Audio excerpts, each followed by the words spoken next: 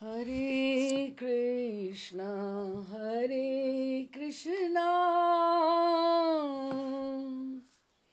Krishna Krishna, Hare Hare, Hare Ram, Hare Ram,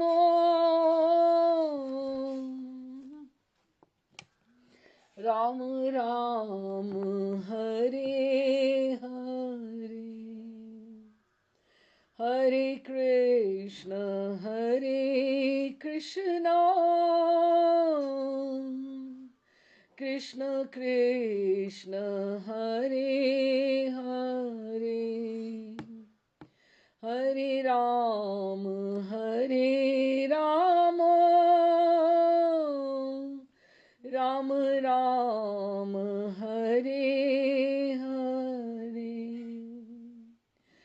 Hare Krishna, Hare Krishna, Krishna Krishna, Hare Hare, Hare Rama, Hare Rama, Ram Ram, Hare Hare, Hare Krishna, Hare Krishna, Krishna Krishna, Hare Hare, Hare Ram, Hare Rama, Ram Ram, Hare Hare. Radhe Shyam ji.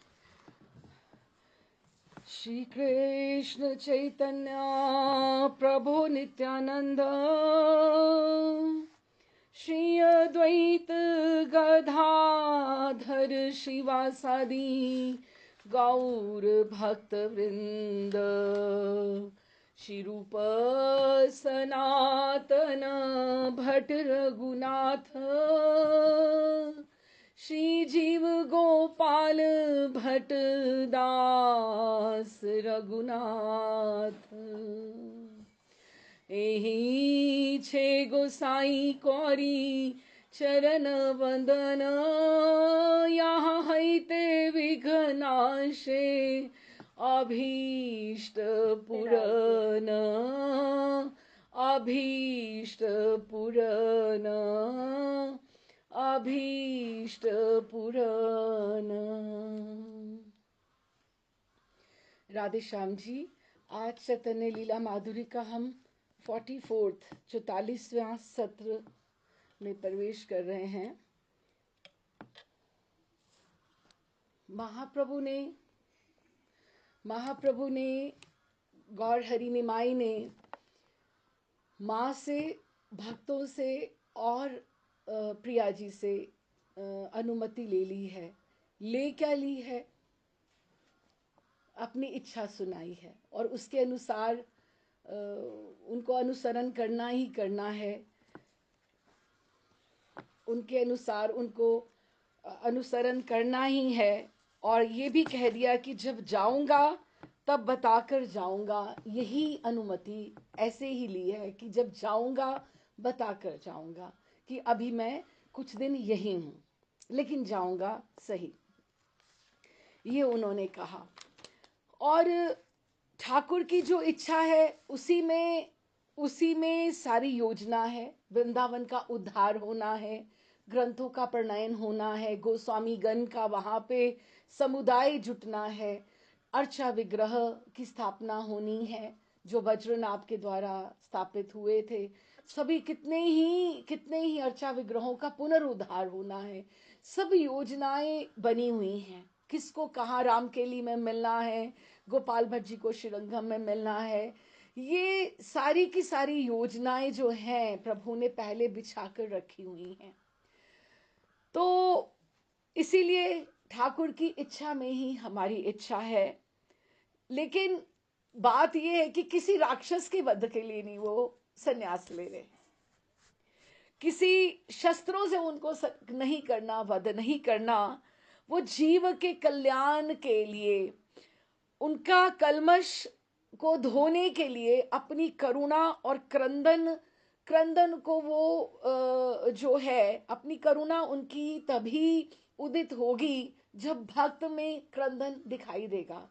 जब माँ भी देखती है बच्चा खेल रहा है तो खेलता रहे ना, कोई बात नहीं, मैं थोड़ा और काम निपटा लेती हूँ। जब तक बच्चा नहीं क्रंदन करता तो माँ नहीं आती कि मुझे उसको दुग्धपान कराना है या उसे मेरी आवश्यकता है या कुछ है।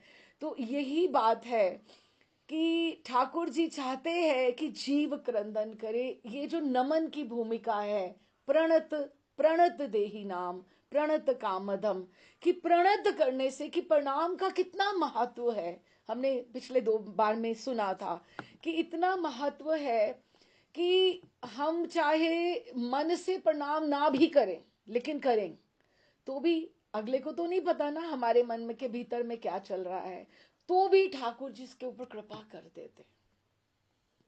और महर्षि तो कहते हैं कि ये एक तरह का इन्वेस्टमेंट है। आप जाते हो, सीधा आप प्रणाम करो, दंडवत करो, कर सकते हो, या पंच मुद्रा में प्रणाम कर सकते हो, जैसे भी कर सकते हो। प्रणाम करने से क्या है, वो आपके अकाउंट में इन्वेस्टमेंट है, आपने कुछ डाल दिया। किसी को वैष्णव को प्रणाम किया, आपका सिर झुका, विनम्र विनम्र विनम्र, वो जो है वो एक इन्वेस्टमेंट की तरह आपका जुड़ता रहता है। लेकिन अभी वही बात है कि किसी राक्षस वध के लिए नहीं, बल्कि जीव के भीतर क्रंदन को जागृत करने के लिए ठाकुर जी ने, तभी उनकी करुणा आएगी। तो उससे क्या होगा, कॉन्सिक्वेंटली वो सब जीवों में उनका कल्मश धुलेगा, मार्जन होगा और उनका उद्धार होगा। इसीलिए उन्होंने, और अपने लिए अगर 24 वर्ष की आयु में अगर वो सन्यास का सोच रहे हैं अगर वो सोच रहे हैं, तो जगत तो जो जीव के दुनिया में, जगत में सब लोग देखेंगे कि इतना युवा सन्यासी, इतना युवा सन्यासी, तो रोएंगे, अलग बात है। लेकिन शायद उनको अभी लगा कि मेरे मेरे लिए जो आंसू हैं शायद कम पड़ जाएंगे, तो उन्होंने अपनी प्रिया के भी आंसू उसमें सम्मिलित कर लिए और अपने माँ के भी आंसू सम्मिलित कर लिए। तो हम प्रिया जी का भी, विष्णु प्रिया जी का भी बलिदान जो है, उनका सेक्रीफाइस जो है, अभी somebody needs to carry the cross।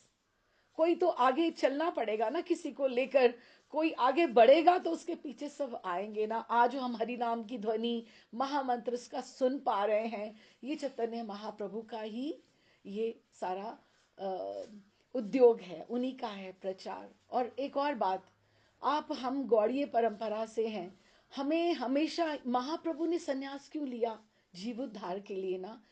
हमें अपने आप को उनके दल का बनना है, उनका बनना है, उनकी कृपा प्राप्त करनी है, उनकी टीम में जाना है, सीधे शब्दों में। तो आप भी प्रचार करते रहो, प्रचार करते रहो। क्यों उनको लगेगा ये तो मेरा है, ये मेरे दल की बात कर रहा है? क्योंकि अगर उन्होंने सन्यास लिया तो इसीलिए लिया, जीवोद्धार के लिए। हाँ, यहाँ जहाँ जिज्ञासा ना हो वहां पे वाद विवाद की कोई बात नहीं, तर्क में नहीं उलझना। लेकिन अपने परिवार में, मित्रों में, जहाँ आपको लगता है संभावना है, जहाँ खेती की संभावना है, कुछ फल फूल सकता है, तो वहां अवश्य प्रचार करना चाहिए। कान में थोड़ी थोड़ी बात डालते रहो, डांट भी पड़ती रहे तो भी डालते रहो, कोई बात नहीं है। हाँ, ठाकुर के लिए इतना भी सुनना चाहिए, कोई परेशानी नहीं है। हमारे तो ये है, उसमें कोई है नहीं। तो इसीलिए उन्होंने विष्णु प्रिया जी के और माँ के जो आंसू सम्मिलित किए, इसीलिए कि जीव मात्र का उद्धार हो। अच्छा, तो अब ये जो है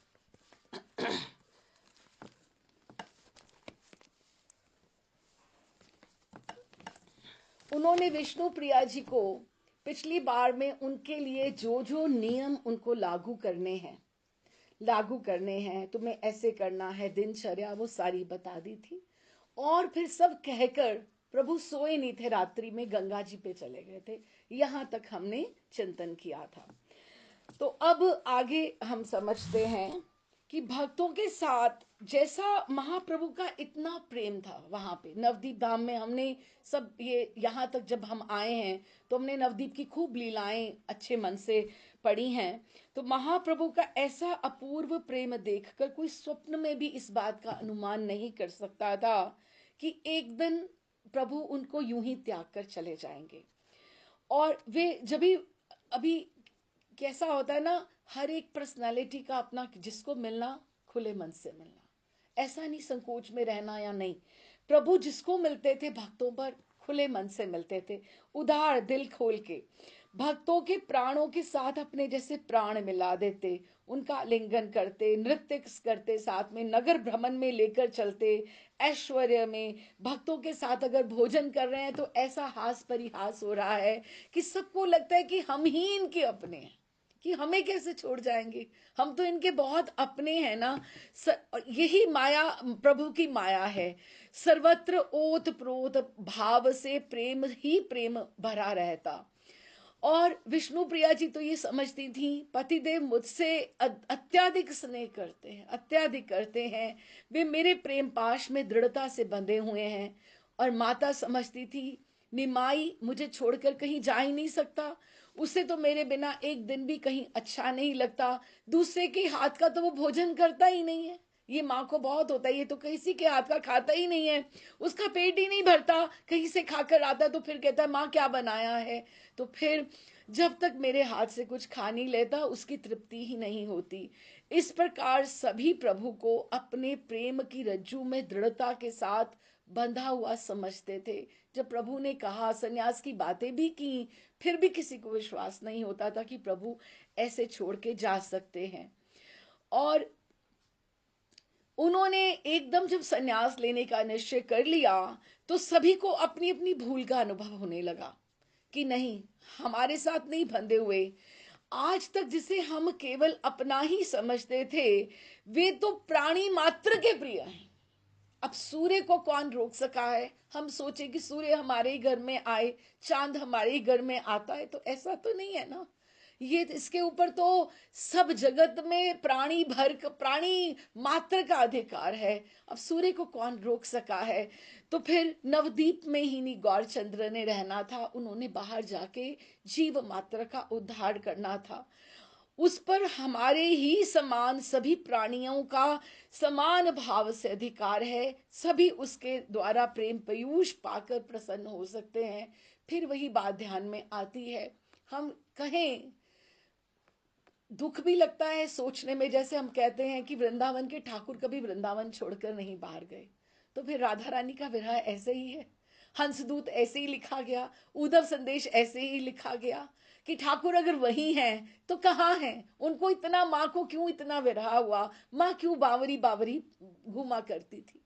अगर हम ये सोचें तो विरह था ना, जगन्नाथ जी झूठे तो नहीं है ना, जगन्नाथ जी झूठे तो नहीं कह सकते ना हम लोग। लेकिन अक्रूर ऐसा पात्र था जिसके पात्र में उन्होंने सम्मति से भेज दिया, दान कर दिया, दान कर दिया जगत के लिए, जगत के कल्याण के लिए। क्यों, चौसर बिछी हुई थी वहां पर, महाभारत का युद्ध भी होना था, हस्तिनापुर बनना था, सब कुछ होना था, सब बिछा हुआ था ना। कब दुर्योधन शकुनी, कब से वो सब सब बिछावट हुई हुई थी, वो सब होना था। इसी तरह से ये भी जो है, माँ ने और प्रिया ने और नवदीप के वासियों ने दान कर दिए ठाकुर जीव मात्र के कल्याण के लिए।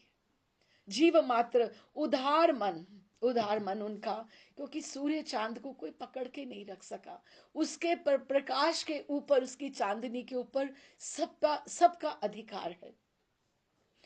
अब महाप्रभु के सन्यास लेने का समाचार संपूर्ण नवद्वीप में तो फैला तो हुआ था, बहुत से लोग प्रभु के दर्शनों के लिए आते भी थे बीच बीच में से।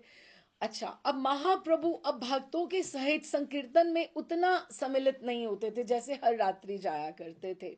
हाँ, तो भक्तगण स्वयं ही मिलकर संकीर्तन करते और प्रातः सायं प्रभु के दर्शनों के उनके घर पे ही आ जाया करते थे।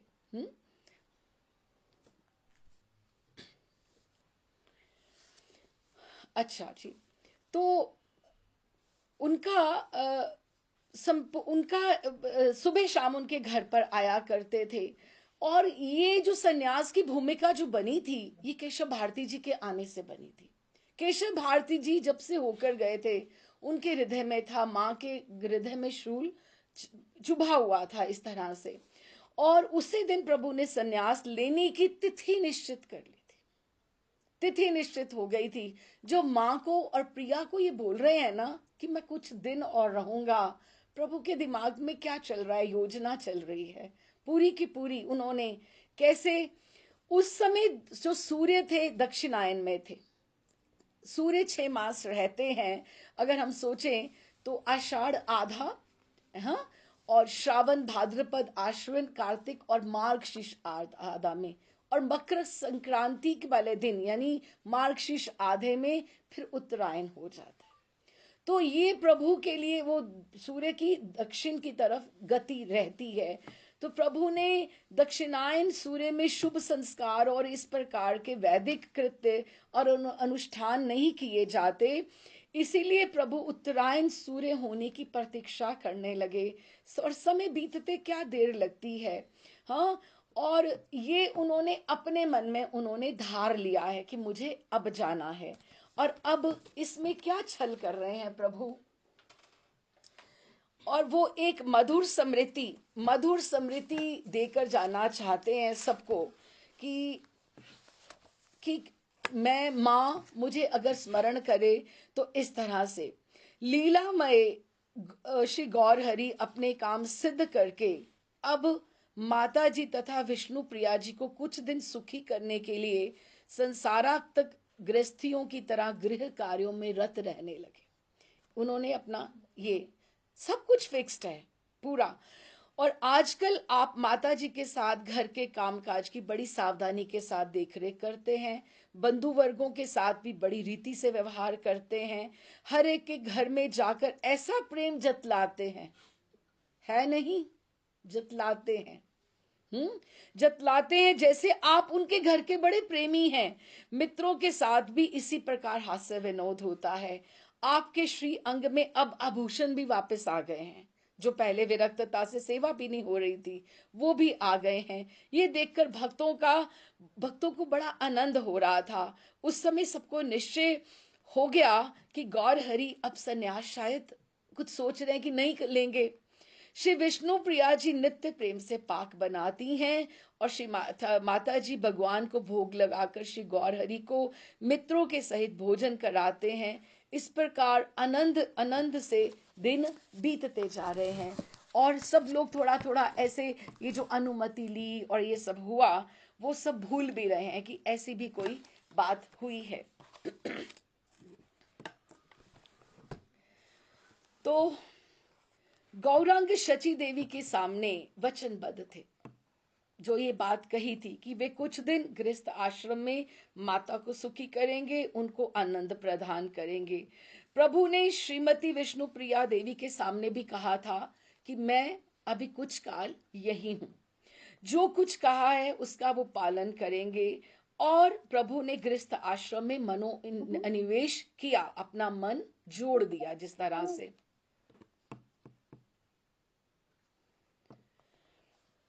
मनोनिवेश किया, माता और गृहिणी के संतोष के लिए प्रभु संसारिक कार्य में पूर्व अपेक्षा अधिक प्रीति दिखलाने लगे हैं।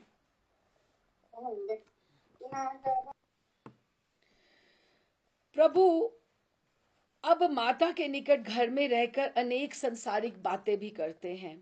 श्रीमती विष्णु प्रिया देवी के साथ अपराह्न में घर में बैठकर रस आलाप भी करते हैं, उनसे प्यार भरी बातें भी करते हैं।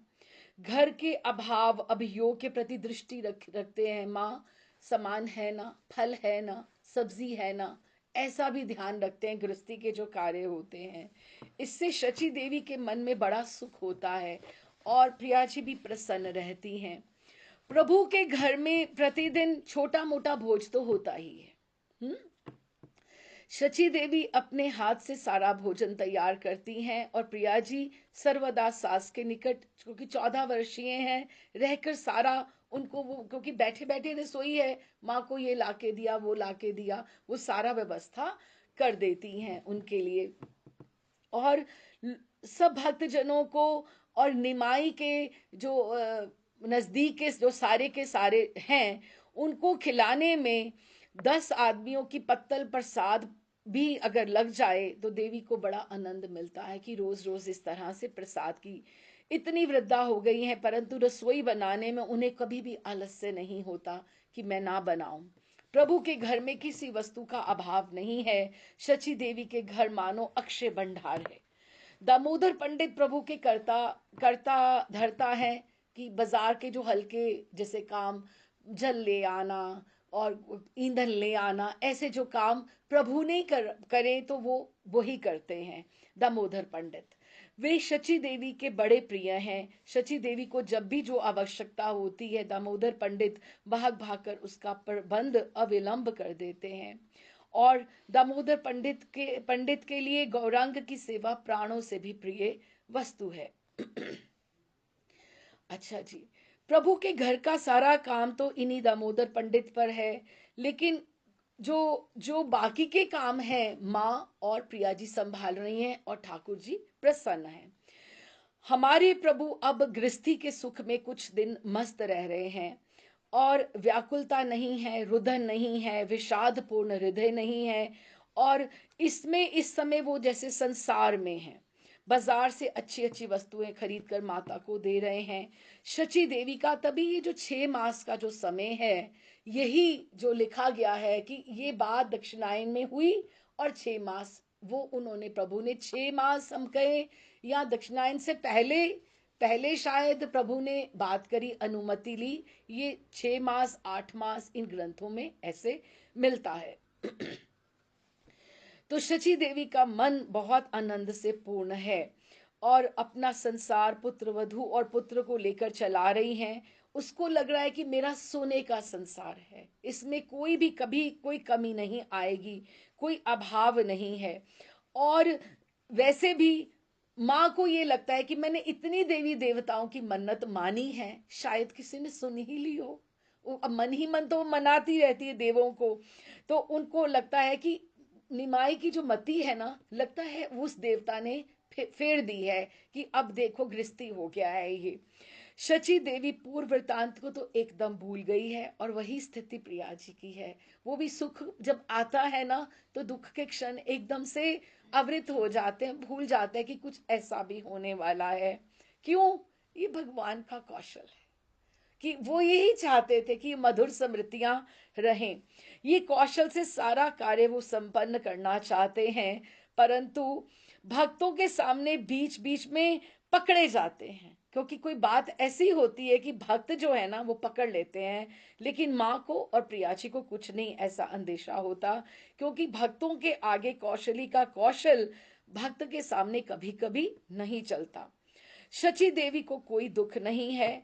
हाँ, और सुख के बाद दुख, दुख के बाद सुख जीव के लिए अवश्य भावी कर्म फल है, और सुख प्राप्त होते ही हम दुख को बिल्कुल भूल जाते हैं। अच्छा जी, अब ऐसा हुआ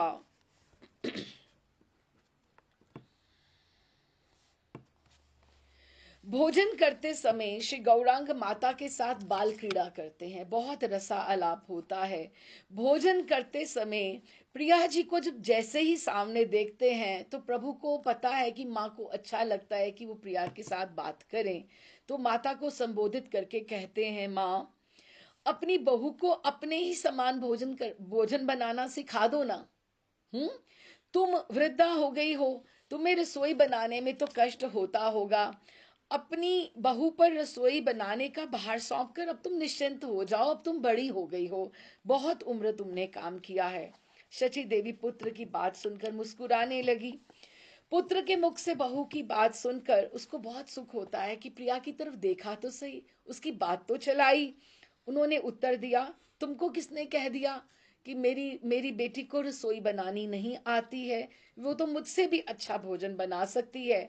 कल भोजन बनाकर तुम्हें खिलाएगी, देखना फिर कैसा होता है। गौरांग बोले, माँ, तुम्हारी बात का मैं विश्वास नहीं करता। तुम्हारी बहू की बनाई तो रसोई में बहुत बार खा चुका हूँ। तुम्हारी जैसी चतुर रंधन कर्ता के पास बैठकर भी तुम्हारी बहू ने कुछ सीखा नहीं है। शची देवी निमाई चांद की बात समाप्त होने के पहले ही बोल उठती है, यह क्या, ऐसी बात मुंह पर ना लेकर आना।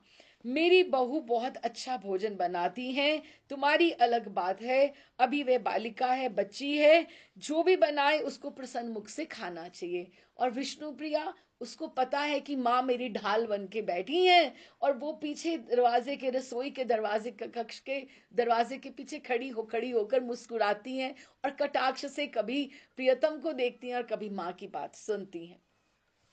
गौरांग अधिक ना बोल पाते, क्योंकि माँ ढाल रहती। पुत्रवधु की निंदा माँ को बिल्कुल अच्छी नहीं लगती। और प्रिया जी तो पास में होती भी थी, वो हल्का हल्का मुस्कुराती रहती। सास की बातें प्रिया जी को बहुत प्रिय लगती, और वे भोजन बनाने में पटु नहीं है। उन्हें माँ की तरह नहीं आता है, उन्हें भी ये पता है। गौरांग की बातें सुनकर प्रिया जी के रोष या अभिमान का कोई कारण नहीं है। प्राण वल्लभ के प्रति वो चंचल कटाक्ष करती हैं, और मधुर मुस्कान के साथ वो बस आड़ में खड़ी सब सुनती रहती हैं। लज्जा भी आती है। हाँ, और गौरांग से मन में हंस कर भी कहती है, तुम इतना जानते हो फिर भी कुछ नहीं जानते हो। और गौरांग के ने श्रीमती जी के कटाक्ष के उत्तर में एक बार वो भी हल्का हल्का प्रिया जी के मुखारविंद की तरफ दर्शन कर लेते हैं। दर्शन करने का अर्थ ये कि देखो कैसा हुआ, माँ के सामने मैंने तुम्हारी सारी विद्या प्रकट कर दी ना, कि तुम इतनी पटु नहीं हो। प्रिया जी को शची देवी ने रसोई बनाने की कला भांति भली भांति सिखाई है। इसका जो प्रमाण है ग्रंथों में मिलता है। प्रभु की हंसी मजाक करने की इच्छा हुई, उन्होंने परिहास कर लिया। इससे कोई ना ये समझे कि प्रिया जी को रसोई बनाने की कला में वो पटु ना थी। अब उन्होंने ये जो लिखा है, इससे अर्थ हमें समझ, हम स्किप भी कर सकते हैं, इसको ना भी पढ़ें, लेकिन जो हमें मिल रहा है उससे हमें पता लगता है कि वो प्रिया जी कैसे विधि विधान से ठाकुर जी को भोग लगाया करती थी। हम भी थोड़ा समझें किस तरह से। विष्णु प्रिया देवीर कहे शची आई, बेलाधिक होए माघो पाक घर जाई। शची माता ने विष्णु प्रिया देवी से कहा, बेटी बहुत देर हो गई है, रसोई घर में आओ। और वो जैसी रसोई में आती हैं, रंधन विश्राम करके, विष्णु प्रिया शची माँ के आदेश से ठाकुर जी को भोग लगाने के घर में गई, कि दोनों इकट्ठे ही रसोई किया करती थी। और फिर सोने की थालियों में, अब ये भी आप हमें समझे कि उस समय कैसा काल था, बंगाल में कैसा था, कि सोने का थालियां प्रयोग में आती थी।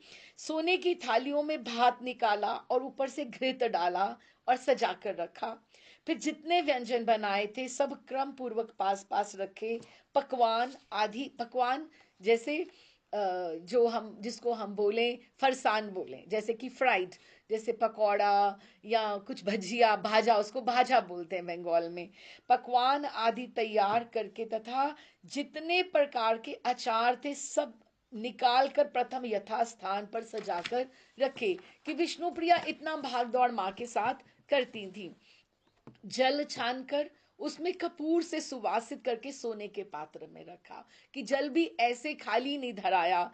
फिर रतन जटित संपुट में, रतन जटित, रत्नों से जटित जो ये सब लिखा है, रतन संपुटे कौरी उत्तम तांबूल ठाकुर जी के लिए, लवंग इलायची आदि जत अनुकूल, की जैसे मौसम है उसके हिसाब से वो रखा, अनुकूल रखा। फिर तुलसी मंजरी अन ऊपर धरेला, शालिग्राम में समर्पिया आचमन दिला, कि तुलसी मंजरी अन्न के ऊपर रखी और शालिग्राम जी को समर्पित करके आचमन करके उनको कराया।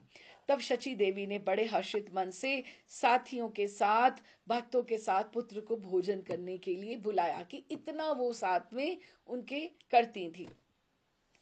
इस प्रकार माता और गृहिणी के साथ श्री गौरांग नित्य अनेक प्रकार के कौतुक रंग हास परिहास की लीलाएं कर रहे हैं। विष्णु प्रिया प्रेमानंद में विभोर होकर पति के सुहाग और आदर का नेत्रों के द्वारा पान करती हैं। और क्योंकि गौरांग जो है वो प्रेम में, प्रेम की मूर्त है, प्रेमिक पुरुष हैं, तो उन्होंने अपने प्रेम तरंग को ही प्रिया जी में प्रवाहित किया है और वो सब दुखों को भूल गई हैं। हाँ, आज से कुछ ही दिन पूर्व उन्होंने अपने प्राण वल्लभ के मुख से ऐसी हृदय विदारक बात सुनी थी और सुनकर सारी रात, कितनी रातें रोते रोते बिताई थी। लेकिन और प्राण वल्लभ को क्या क्या कह डाला था, वो सब वो बातें भूल गई हैं, जैसे मानो कुछ हुआ ही नहीं है। क्योंकि प्रभु की माया में ऐसी मोहिनी शक्ति है। उन्हें प्राण वल्लभ के ऊपर किसी प्रकार का संदेह ही नहीं है कि मुझे वो धोखा दे सकते हैं। ये बात उनके मन में एक बार भी नहीं आई। उन्हें लगा कि मेरे दाम्पत्य जीवन का ये जो सुख है, ये कभी भी नष्ट नहीं होगा। वो सुख सिंधु में निमज्जन होती जा रही हैं। और उनकी श्रीमती विष्णु प्रिया देवी की अवस्था जो है प्रसन्नचित है। वे दुखों को भूली हुई हैं।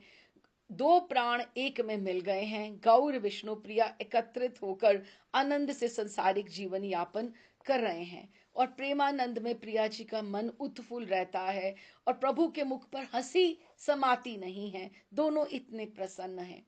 आनंदमय श्री गौरांग आनंदमय विष्णु प्रिया के साथ पूर्ण आनंद से विहार कर रहे हैं। ये नदिया की छवि है।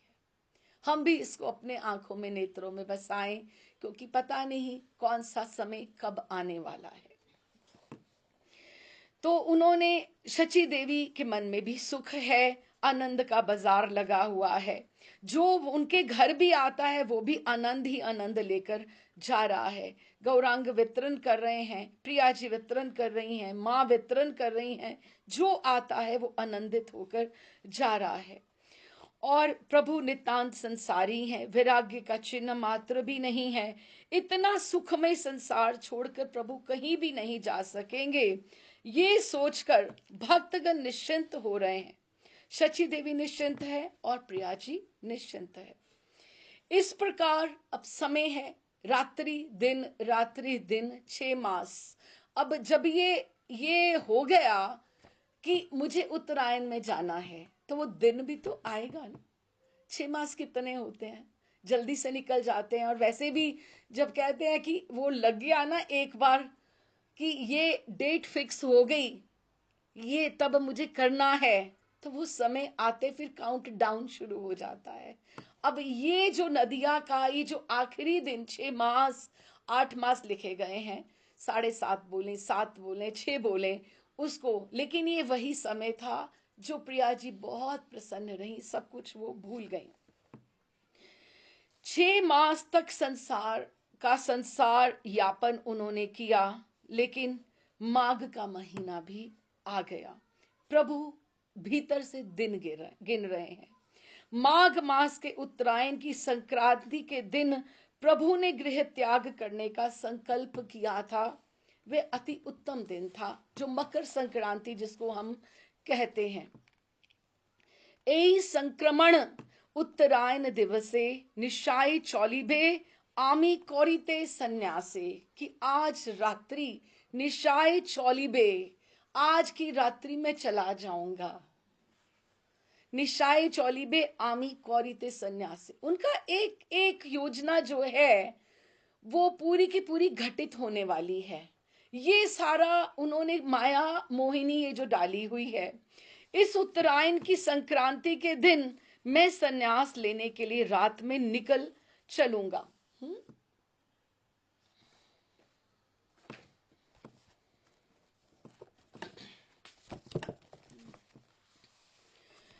तो आज जो मकर संक्रांति का जो दिन आया, ये प्रभु ने निश्चित तो किया हुआ था। माता से कहा, माँ आज श्रेष्ठ दिन है मकर संक्रांति का। भारत में भी अगर हम सोचें, घर घर में हम दान पुण्य करते हैं, कितना स्नान, माघी का स्नान हम बोलते हैं, मकर संक्रांति का स्नान, ये करें वो करें, तो श्रेष्ठ दिन है। ब्राह्मणों और वैष्णवों को अच्छी प्रकार उत्तम भोजन कराना। और शची देवी सुबह से आनंदित होकर जैसे रसोई करने लगी, उनको कुछ नहीं इस तरह से है। लेकिन अगर हम आज सोचें कि आज प्रभु की गृहस्थ लीला का अंतिम दिन है,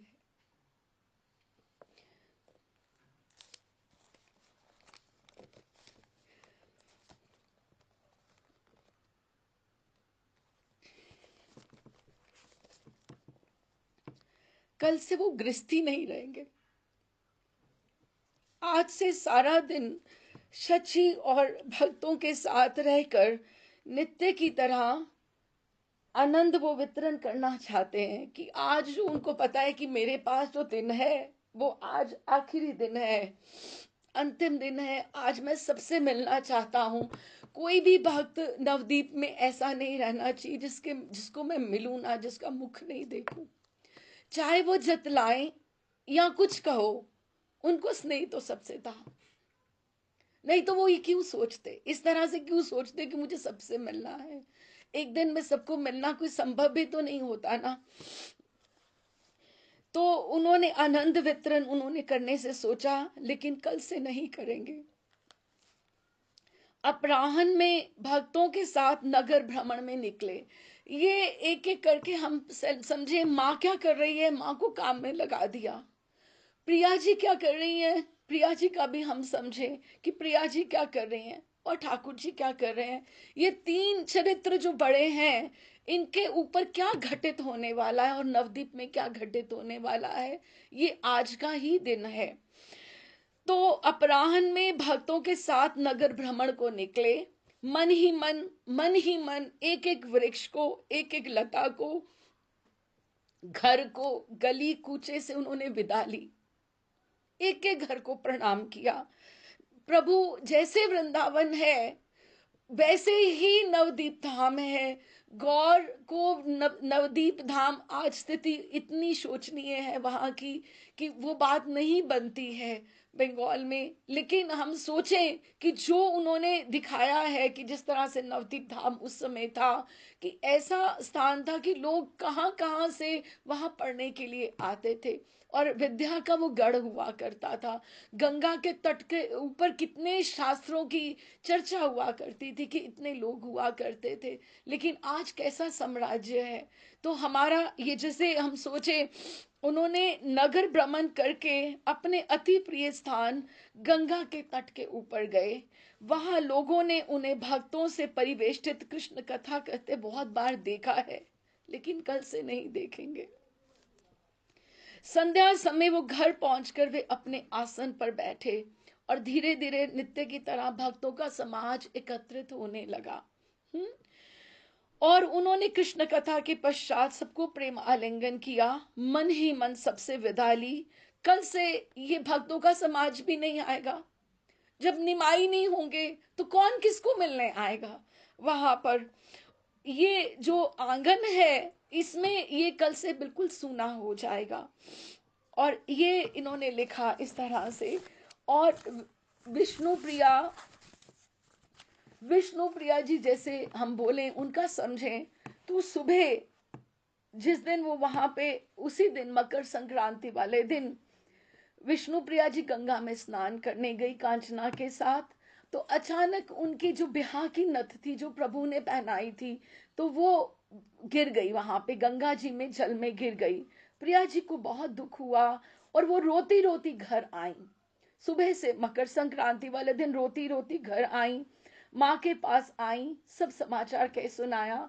माता ने भी सुना तो एकदम से उदास होकर कहने लगी कि असगुन होता है, तुम बेटी ऐसी बात मत करो। और जब तुम रो नहीं तो वही आनंद ध्वनि करते हुए जब ही गौर किशोर आ गए तो उनकी बिल्कुल बात ही बिल्कुल बीच में ही रहेगी कि बेसर गुम हुई है, कोई नहीं, नई बन जाएगी या जैसे भी होगा। उन्होंने उनको रोने से मना कर दिया और उन्होंने कहा माता जी आप उन्होंने आकर, उन्होंने प्रभु ने जो चतुर है उन्होंने अपना फैला दिया, अपनी माया डाल दी कि कुछ भी नहीं ऐसा है। उन्होंने बात ही नहीं सुनी।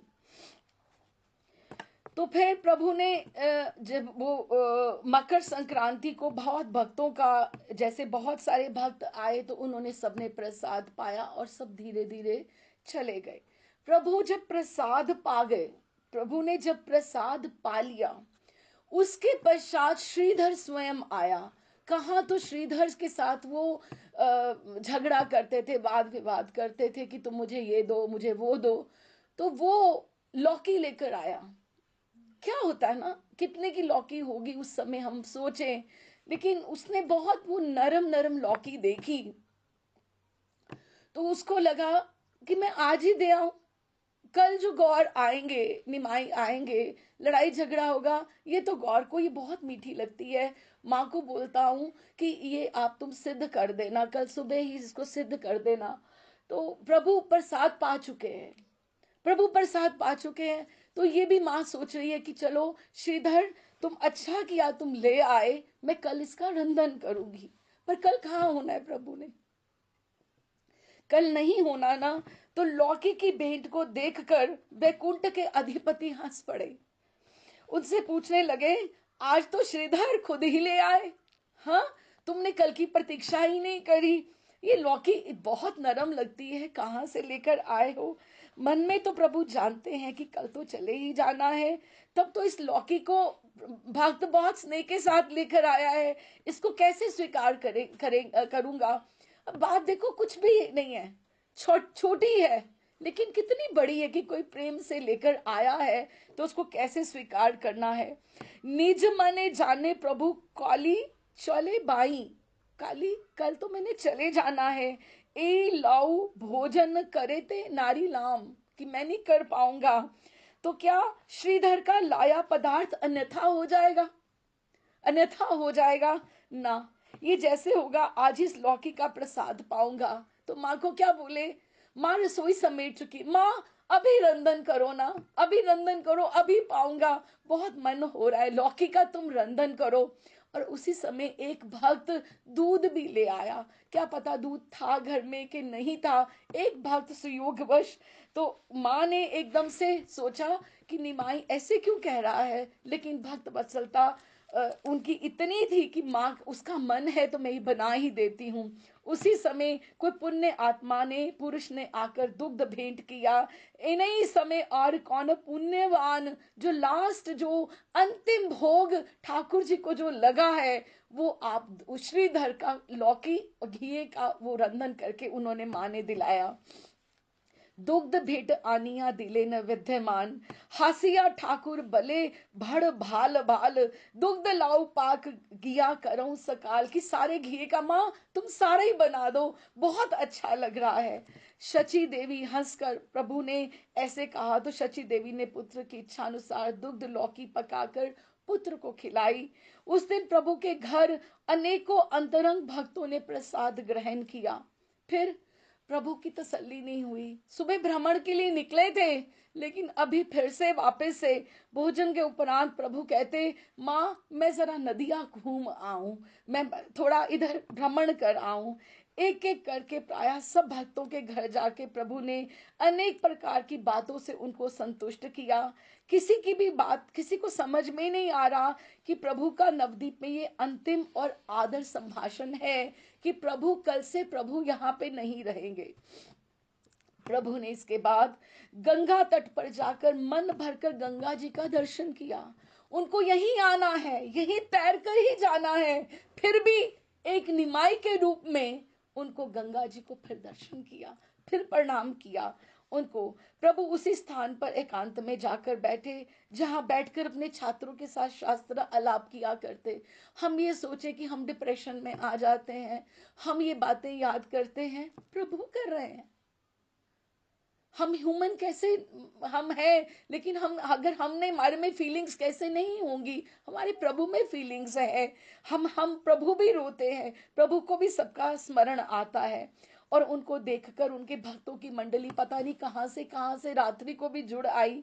प्रभु कृष्ण कथा कहने लगे, गंगा जी की महिमा का वर्णन करने लगे। सब लोग एक तक होकर प्रभु के उज्जवल ज्योतिर्मय मुख चंद्र की ओर निहार रहे हैं और प्रभु अमृत वर्षण कर रहे हैं। और गंगा तट पर कुछ रात बिताकर प्रभु घर लौटे, भक्त वृंद भी अपने अपने घर चले गए। श्री गौरांग ने घर जाने से पूर्व एक बार फिर ये चैतन्य मंगल में, चैतन्य भागवत में सब लिखा गया है। एक बार फिर प्रभु रुके, फिर गंगा जी की तरफ फिर दर्शन किया, जैसे एक आना है, अभी आना है प्रभु को।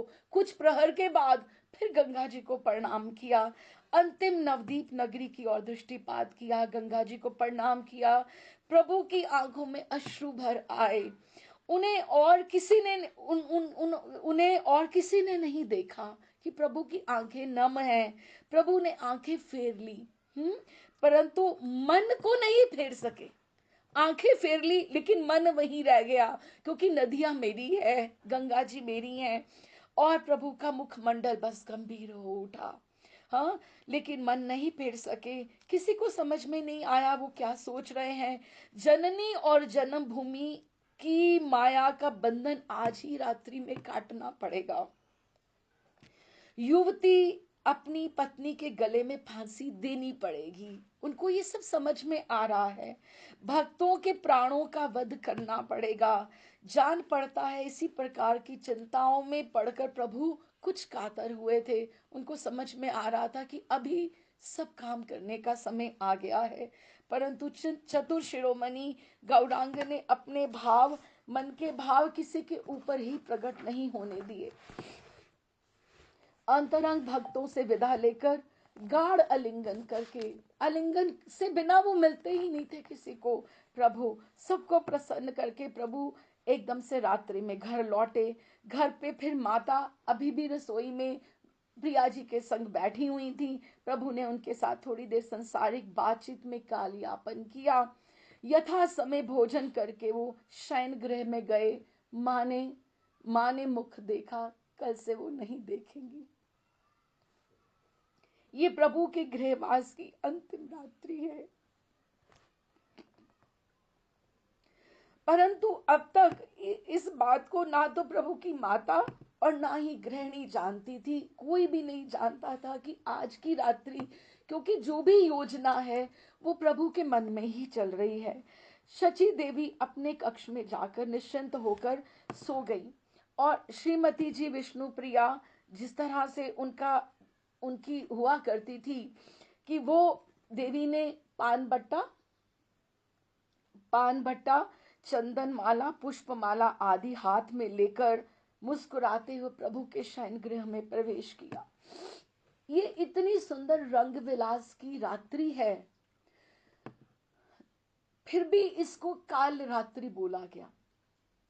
और कई ग्रंथों में आप देखो,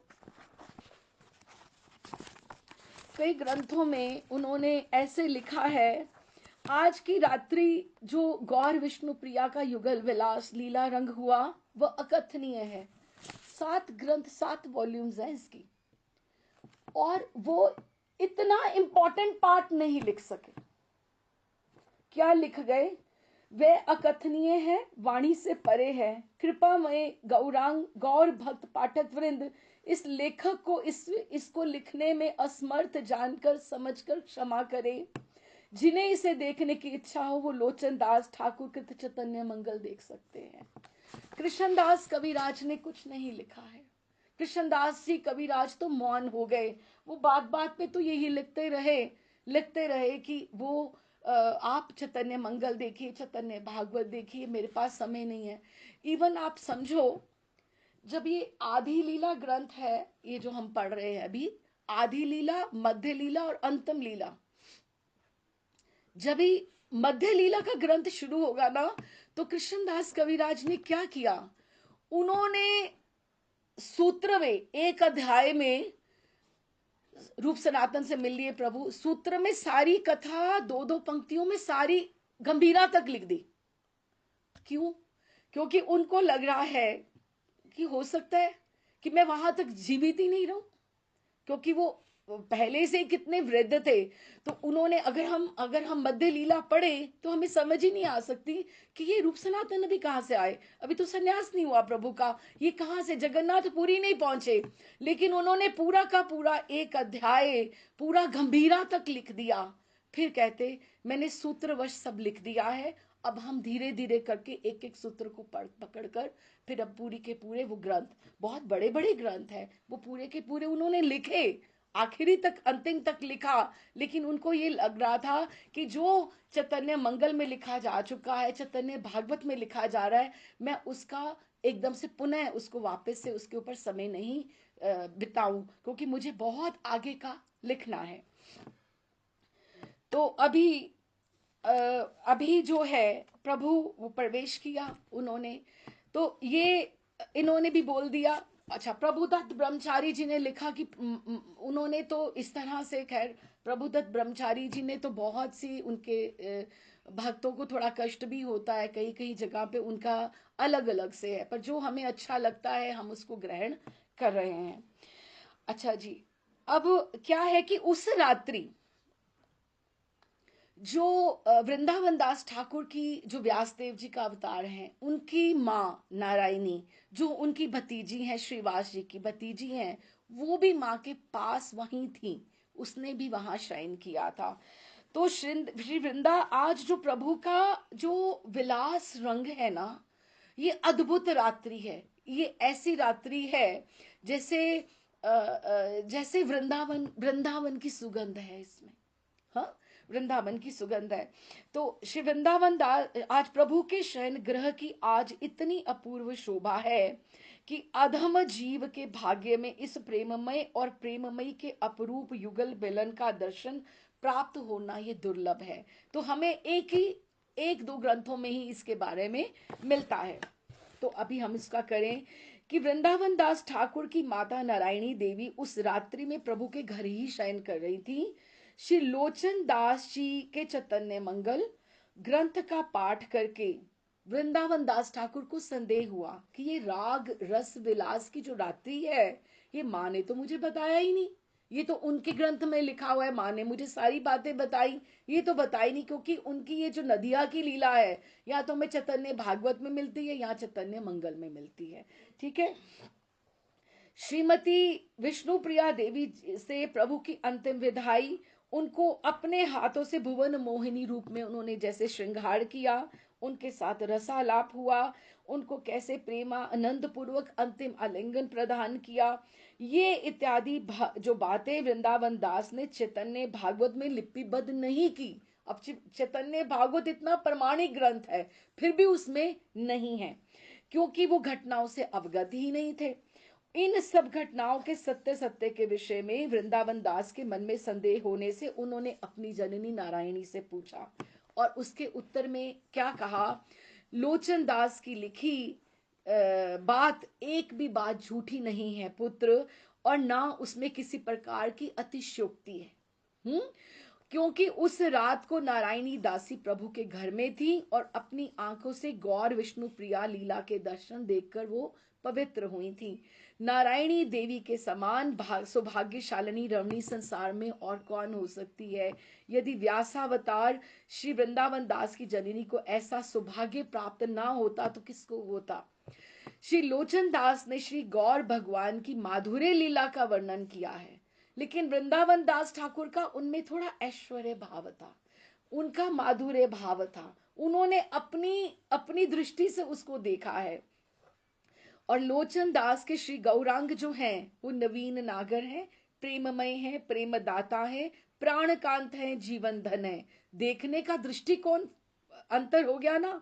और वृंदावन दास के ठाकुर वो जो है गौरांग महाप्रभु हैं, ठाकुर के ठाकुर हैं, जगत के स्वामी हैं, पूर्ण ब्रह्म सनातन है। उसमें वो ऐश्वर्य आ गया, उसमें ये रास विलास की बात नहीं आई। बात देखो कितनी सूक्ष्म है। लेकिन हम ये पहले क्यों पढ़ रहे हैं? क्योंकि हमें ये संशय नहीं होना चाहिए ये बातें झूठी हैं। नारायणी। अच्छा, फिर और भी श्री लोचन दास कृत चैतन्य मंगल ग्रंथ श्रीमती विष्णु प्रिया के धराधाम पे वो जब प्रकट थी उसके समय में लिखा गया है, और इस ग्रंथ को सुनकर देवी परम आनंदित हुई थी। लोचन दास जी ने उनसे आज्ञा ली कि ये मैं सब कुछ लिपिबद्ध कर दूं मां।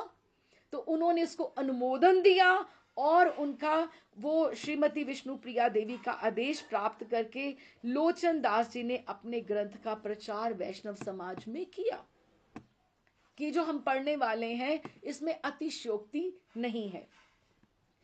उन्होंने, अब क्या होता है, उन्होंने क्या होता है कि शयन ग्रह में ये जो हम बता रहे हैं उस रात्रि की बात बता रहे हैं, ये रात्रि लंबी है, बहुत लंबी है, और लगता है कि इसकी सुबह होनी ही नहीं चाहिए, सुबह होनी ही नहीं चाहिए। शयन ग्रह में जब प्रवेश करके प्रभु नित्य की तरह सोए नहीं। विष्णु प्रिया की आज प्रतीक्षा करते रहे कि विष्णु प्रिया आएगी। आज उनकी इच्छा से योग माया ने विष्णु प्रिया के मन में एक नई उमंग जगाई है। उन्होंने अपनी सखी कांचना की सहायता से आज श्रृंगार के अलग अलग से बनाए आभूषण बनाए हैं। जैसे बंगाल में बड़े सुंदर पुष्प रहते हैं, तो उन्होंने बहुत सुंदर हाथों के लिए माला, जूड़े के लिए, ठाकुर जी के लिए उन्होंने अपनी सखी कांचना की सहायता से श्रृंगार की नई नई सामग्री जुटाई है। सामग्री लेकर जैसे ही शयन गृह में प्रवेश किया, स्वामी का प्रफुल्ल बदन देखकर बोली, आज प्रभु प्रतीक्षारत है, उनसे बात करना चाहते हैं। आज मेरी इच्छा है, देखकर बोली, आज मेरी इच्छा है अपने हाथ से आपका मैं श्रृंगार करूं प्रभु, आप करने देंगे ना? प्रभु ने हंसकर उत्तर दिया, हाँ क्यों नहीं प्रिय, पर उसके बाद तुम भी मुझे अपने आप को श्रृंगारित करने दोगी ना? विष्णु प्रिया ने सहर्ष कहा, हंस के बोले, हाँ। तो अब कैसे होता है ये सब?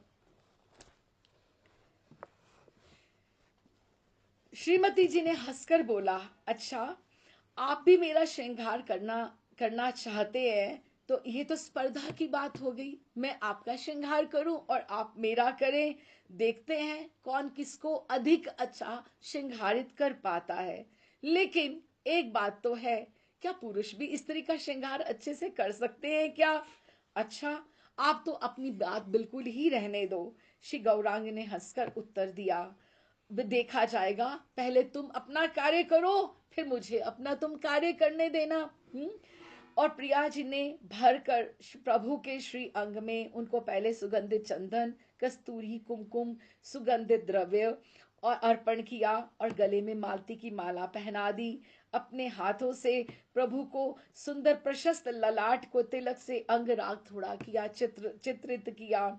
सुगंधित और सरस पान तांबूल उनको दिया। प्रभु के मस्तक के घुंघराले जो केश दाम थे, घुंघराली अलकावली थी, उसको उन्होंने जूड़े को अच्छे से सजा दिया और अपने वस्त्र के अंचल से दोनों चरणों को भली भांति पहुंच दिया। उनको प्राण वल्लभ को मन माना सचाकर आज तो प्रिया जी के हृदय में सुख नहीं समा रहा है। रस राज रसिक शेखर आज रस समुद्र में निमज्जित हो रहे हैं। रसवती रसिका रासेश्वरी प्रिया जी विष्णु देवी को उन्होंने अपना शैया पे इस तरह से सामने बिठाया है। श्रीमती जी के मन में कोई भावना नहीं है, लेकिन उनको एक बात आ रही है, आदर, जैसे प्रभु उनको आदर सुहाग, उनको लग रहा है कि आज मेरे से कोई सौभाग्यशालिनी आज नदिया में कोई नहीं है। आज प्रभु मुझे श्रृंगारित करने बैठे हैं, मेरे जैसी कौन होगी? वे सुख के सागर में संतरण कर रही है। चैतन्य मंगल में लिखा है, विष्णु प्रिया प्रभु अंगे चंदन लेपिले, अगोर कस्तूरी गंधे तिलक रचिले, दिव्य माला तीर माला दिल दिल तो गोरा अंगे, श्री मुखे तांबूल तुली दिल नाना रंगे। आपको नहीं लगता ये निकुंज की जैसे सुगंध आ रही है इसमें से? तांबूल, कस्तूरी गंध, मालतीर माला, वैसे ही नरोत्तम प्रार्थना के वैसे ही शब्द हैं जैसे हमने सुना है। अब प्रिया जी को सजाने की प्रभु की बारी आई। श्री गौरांग अपने हाथों से प्रिया जी को सजाने बैठे। प्रिया जी लज्जा और भय से कि पता नहीं कैसा मुझे सजाएंगे, कुंठित होकर शैया के एक पार्श्व में सरक गई, बिल्कुल अलग से हो गई। लेकिन प्रभु उनको छोड़ने वाले नहीं थे। आज तुमने आज वचन दिया था, उनको पकड़कर निकट बिठाया और मधुर दृश्य जीव के भाग्य में दुर्घट है। देखो चैतन्य मंगल में लिखा है और प्रिया जी ने उसका अनुमोदन किया है कि हाँ, कि ऐसा सब हुआ था। और आज जो महाप्रभु की प्रिया और गौरांग का जो कक्ष है, आज श्रृंगारवट से कम नहीं है।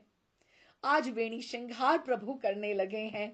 देव देवी गण इस अपूर्व दृश्य को देखकर आनंद से जैसे मानो पुष्प वृष्टि कर रहे हों। प्रभु ने सबसे पहले प्रिया जी का जूड़ा बांधा, आधे केशों से जूड़ा बांधा, फिर उसके चारों ओर मालती की माला पहनाई, फिर प्रिया जी के सुंदर ललाट पर सिंदूर की बिंदी लगाई, चौड़े ललाट को चंदन की बिंदियों से भली भांति सजाया। प्रिया जी के दोनों कमल नयनों में अंजन की रेखा खींच दी। अपने हाथों मन की साध से प्रिया जी को वस्त्र अलंकार पहनाए और फूलों की माला उनके गले में उनको धारण करवाई। फिर उनके दीर्घ केश कामेर चामर जिनी आबा, कि ऐसे प्रिया जी के लंबे केश हैं जैसे चामर होता है, इतने लंबे केश हैं। कबरी बांधिया दिल मालतीर गाभा, मालती के गुच्छों से उसको जैसे बांध दिया। कि कामदेव के चमर की शोभा को जीतने वाले उनके केश हैं। प्रभु ने कबरी वेणी श्रृंगार, तो श्रृंगारवट से क्या कम है क्या आज ये कक्ष। चंद्र की कला पर मानो मेघ बंधन हुआ, पर वह बंधन को ढीला करके चंद्र को प्रकाशित कर देगा या फिर ग्रस लेगा, ये समझ में नहीं आया। कि जो चंद्र ये श्रृंगार हो रहा है, आज इसका अंत कहाँ होने वाला है। बहुत सुंदर उन्होंने जो हमने पढ़ा उसका उन्होंने उसको ऐसे लिखा गया है कि नाना अलंकारे अंग भौरीला तहार, तांबूल हासिर संगे विहार अपार। तांबूल अर्पण किया, अगोर कस्तूरी गंध कुचोपैरी लेपे, दिव्य वस्त्रे रचिला, ये सब उन्होंने किया। और जब इतनी प्रिया जी सुंदर लग गई, रूप राशि मानो प्रिया जी की एकदम फूट कर आने लगी। उनके रूप के आलोक में एकदम जो घर का दीपक कम पड़ रहा है, इतनी प्रिया जी सुंदर लग रही हैं कि दीपक नहीं अच्छा उसमें तेज नहीं लग रहा। श्री गौरांग ने प्रिया जी से पूछा, बताओ तो मैंने तुम्हारा कैसा श्रृंगार किया, तुम स्वयं सजती तो मुझे इतना आनंद ना मिलता। और प्रिया जी ने लजीली आंखों से प्राण वल्लभ की और एक चंचल कटाक्ष करते हुए कहा, इतने दिनों तक तो मैं यही जानती रही तुम पुरुष हो, पुरुष का काम ही भली भांति जानते हो। अब समझी कि तुम स्त्रियों की अपेक्षा स्त्रियों के वेश विन्यास में अधिक सिद्ध हस्त हो, कि तुम्हें ये भी कला आती है। हमारे ठाकुर में भी तो ये सब गुण है ना, रसिक शेखर है, तुम में ये गुण है। यदि पहले जान पाती तो तुम्हारे द्वारा अपने अनेक कार्य करा सकती थी। आज से तुम ही बस मेरा नित्य केश विन्यास कर दिया करो, अब आपका ही ये कर्म रहा, अब आप ही ये करना। और कांचना सखी को तो अब मैं कष्ट नहीं दूंगी, उससे नहीं कराया करूंगी, अपना है कार्य है ना, अब आपको ही करना पड़ेगा। कांचना श्रीमती जी का केश विन्यास रोज नित्य करती थी, उनको सजाकर गौरांग के पास भेजती थी। इसी प्रकार प्रिया जी ने ऐसी बात कही। श्री गौरांग प्रिया की बातें सुनकर कुछ मुस्कुराए और मन ही मन कुछ आनंदित भी हो उठे, लेकिन साथ ही प्रभु को पता है क्या कि कल ये रस रंग ना कर सकूंगा, और साथ ही वो विषण हो उठे और प्रिया जी से अपने मन का भाव छिपाते हुए बोले, कांचना सखी से ये बात कहते हुए तुम्हें लज्जा नहीं आएगी कि आज मैंने तुम्हारा श्रृंगार किया। प्रिया जी ने हंसकर उत्तर दिया, सखी के सामने कैसी लज्जा प्रभु, आपकी सारी बातें तो मैं सखी कांचना से कर लेती हूँ। श्री गौरांग ने प्रिया जी की तरलोक्य मोहिनी रूप राशि के दर्शनों में मुग्ध होकर प्रिया जी को आलिंगन किया। और लोचन दास ठाकुर ने गौर विष्णु प्रिया की विधा के समय ये मदन महोत्सव की अपूर्व लीला माधुरी का अपने ग्रंथ में अति ललित रूप छंदों में इसको उद्धृत किया है। त्रिलोक्य मोहन रूप निरखे वदन, अधर माधुरी साधे, क्षणे भुज लता बेड़ी आलिंगन करी, नव कमलनी जेने करी बर करे। कितना सुंदर उन्होंने सब लिखा है। बुके बुके बुके हृदय हृदय, कि बुके बुके मुखे रजनी गुआए, रजनी बीतने लगी धीरे धीरे धीरे धीरे। लेकिन